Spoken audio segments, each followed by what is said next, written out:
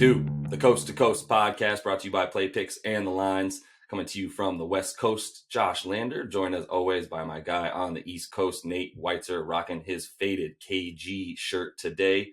Another great article on playpicks.com for you guys from Nate. Best bets, DFS, and all that good stuff. As always, if you do need a FanDuel or DraftKings account, head to fdpicks.com or dkpicks.com. Find all those local listings in your area. We're going to give away another opportunity for a gift card here in a minute, so make sure you are liked and subscribed to the page and jump in the comments with the total that will drop on you here in just a sec. Before that, Nate, let's just jump into the lines for the 23rd tonight. Yeah, before I do that, it's KG's number. It's also the number of local legend Terrence Clark, who was rocking number 5. Brewster Academy star, was at Kentucky last year, was 2 months away from being drafted, likely in the first round. And he died in a car accident last night. Just horrible news, especially for the city of Boston. I know the whole NBA community, lots of guys were talking about it. He was already a member of that community, good friends with Donovan Mitchell, CJ McCollum, Draymond, and especially close with some of the Celtics players. So as much as this news is about, the family and the sadness there, this is going to play into tonight's premier game, starting off with the Celtics +5 at Nets. Then we have the Heat -5 at Hawks, Cavs +2 at Hornets, Clippers -10 at Rockets, Wizards -10 at Thunder, Nuggets -2 at Warriors, and the Grizz +3 at Blazers. So, Josh, I got to start it off with that Brooklyn-Boston game. I mean, independent of this sad news, I think we saw a trend where the Celtics, I talked about it on yesterday's show, they just jump up and reach a different level when they face good competition, and they will fall right flat on their face when they face bad teams. So that's resulted in them covering in 5 straight against winning teams, covering in 6 straight on the road. They're 9-2 over 11 games in April, and their defensive rating is 3rd best in the league during that span. We just saw a Raptors team that's best in defensive rating in April put the clamps on the Nets with just Kyrie out there. They held them to 103 on the second leg of a back-to-back. We don't know if Kevin Durant's going to play. Now, that's going to seriously affect the pick that I'm about to give out right now because he obviously is an offensive dynamo, even more than Kyrie. And we don't know if Jaylen Brown's going to play, who's probably the Celtics' best option to guard Durant. So both those guys are out, and it's just the Kyrie show. I know he shredded the Celtics in the previous 2 meetings this year. Not saying Marcus Smart's a Kyrie stopper. Nobody is. But the second meeting was Marcus Smart's first game back from a nearly 2-month absence. So he was not necessarily, he only played 21 minutes, was not necessarily ready to try and stop Kyrie. In any case, what I'm looking at is the Nets to go under 117.5. Yes, at home, they score a ton of points.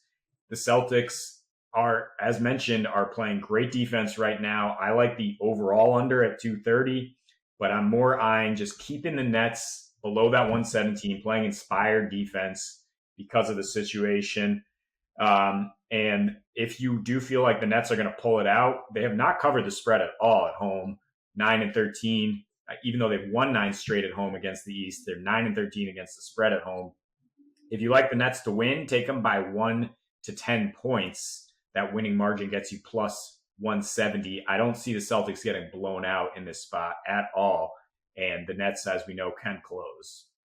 Yeah, they can. When Kyrie's in, that's been his MO lately, as we know. I'm staying away from this game just because of, I guess I'll monitor it up until that point in time where it's, we kind of have a little bit more defined understanding of who's actually playing and see what I can get there. I do like the C's despite the rest disadvantage if there is no KD, but I'm still always going to put my money on Kyrie going off against teams he used to play for, as that's been his MO of late. And that's why we're going to go ahead and give that gift card opportunity away for Kyrie tonight. His points, rebounds, and assists. If you give us that total in the comments, make sure you are liked and subscribed to the page to be eligible for that gift card of Kyrie's points, rebounds, and assists. As I always say, I'm not eligible, but I'm going to take the over there. That's why I like to give those opportunities out when I think there's going to be some big scoring as well. So I'm taking Kyrie props there more than anything. And then I'm going to move on to another game, Nate, with a star whose props you probably want, and Steph Curry. This is going to be a slight Steph Curry appreciation segment as they're taking on the Nuggets. And I'm about to tell you why I like the Nuggets way more. But before I do that, it's just worth noting that Steph Curry in April is scoring about 39 points per game, shooting 52% from the field, and the most ridiculous thing, 47% from three-point range on 14 attempts a game. Shooting 14 threes a game itself is absurd. Making almost 7 of them is even more absurd. So the thing there that you're looking at, though, is that his team in the month of April, while he's doing all that, is still 21st in offensive rating. So I don't even want to think about what they would be like and how bad it would be to watch the Warriors if Steph wasn't on the team doing what he's doing right now. And then you look at what Denver has and their ability to stop him. I do like their ability to at least clamp down on the wings. Wiggins and Oubre have been essentially a disappointment for the Warriors all season. They're playing okay in April. Wiggins has about 18 points a game, but he's shooting 31% from three. Oubre is shooting 41% from three, but his plus minus is at about -6. They're way worse with him on the floor all over the place. And then you look at what Denver's done. You can actually find a pretty legitimate sample size of what they're like without Jamal Murray, considering that before he got hurt in that game against the Warriors about 4 games ago, Denver didn't have him for the 4 games previous. So there's a nice 8 or 9 game sample there of what Denver's like without Jamal Murray. And I think, you see they've won their last 4, first of all, with some decent teams in there. And then obviously MPJ has stepped up a ton, scoring about 21 points, 7 boards, and a block in his last 4 games without Murray. And then PJ Dozier is the other person receiving a ton of minutes and is actually plus 13 when he's on the floor in the last 4 where he's on the floor for them. And I think he and JaMychal Green, 2 really solid wing defenders, are going to be able to, put the clamps on anybody not named Curry in this game. And really, I think this total of 2.5, I think we're just still all really scared of what Curry does against good teams. And I understand that, but Denver is a much better overall team, playing a lot better on defense and basically about the 3rd or 4th best offensive team in the league. So I feel comfortable with a nice tiny spread up for Denver tonight. Yeah, the Nuggets are really adaptable, and Mike Malone is a really good coach. They are more than just Jamal Murray in the backcourt. If they lost Jokic, it would be a different story, but he can mix and match. And I'm guessing they do a better job on Curry after he torched them for 53 last time out. But I don't know if they keep him below his prop. It's 33.5 points right now. Not necessarily something I'm betting, but I am banking on a Steph bounce back game. As a premier DFS play tonight. That's the one thing I do feel good about. And I do think the Nuggets will win that game based on what you're talking about there. Yeah. Of course, I expect the Clippers to win in Houston tonight. The question is, will they cover a 10-point spread? We might see John Wall and Christian Wood out both playing at the same time tonight, which significantly improves the Rockets' offense up to 117 offensive rating. Even with young Kevin Porter Jr. in protocol, I think they might be able to keep pace with what has been the hottest offense in the league since the All-Star break. Really on a torrid tear, especially from three-point land, are the Clippers. And that has continued even with Paul George resting in their last game against the Grizzlies, along with Reggie Jackson and Rondo. All 3 of those guys could be back tonight. Yes, Kawhi will be out, but it's going to be all about the 3-point shot tonight against a Rockets team that's given up a league high 43.5% from deep, allowing near 16 triples per game since the All-Star break and coughing up 122 points per game in their last 8. That includes 126 from the Clippers the last time these teams met.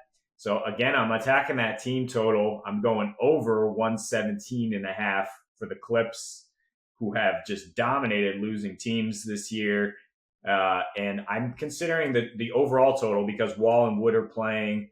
The Rockets might also get Eric Gordon and Daniel House back on unrestricted minutes. That'll seriously help their offense.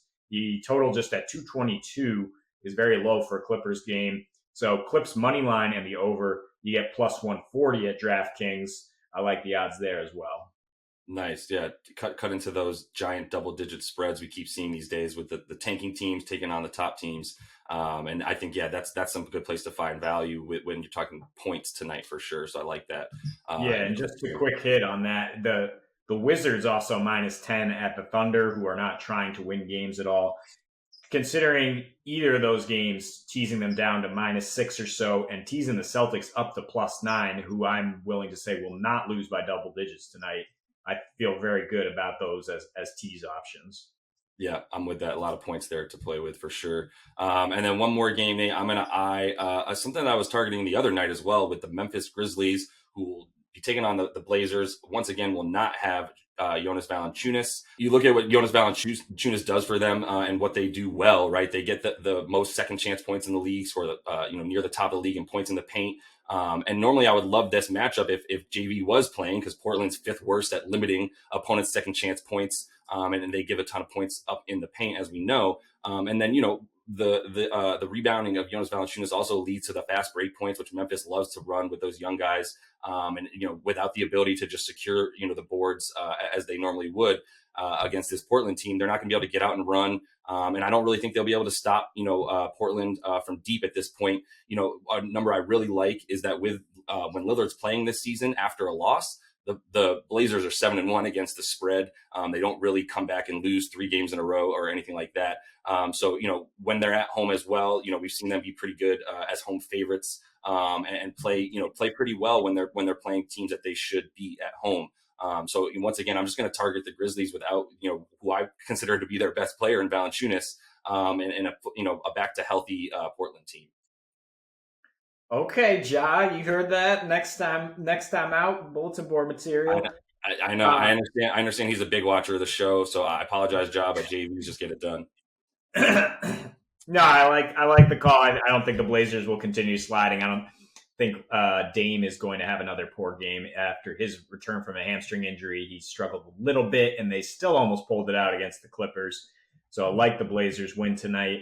Also like a lot of points in that game. Memphis has been playing with a lot of pace, really efficient offensively. From a DFS perspective, not necessarily looking at Morant, but looking at some of those Grizzlies guards in a high-scoring affair with the Blazers.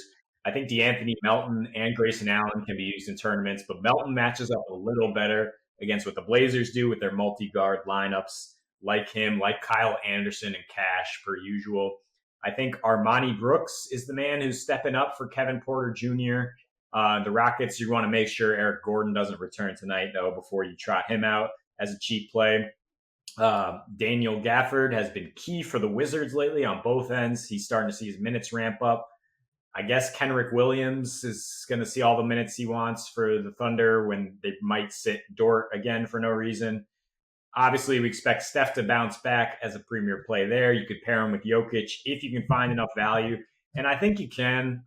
2 more mid-tier guys that you're going to want to look at. Bruce Brown and Terrence Mann, both from the same AAU family as Terrence Clark, both from the Boston area. Bruce Brown actually from the same town as Clark. And he's seeing a huge opportunity with Harden out.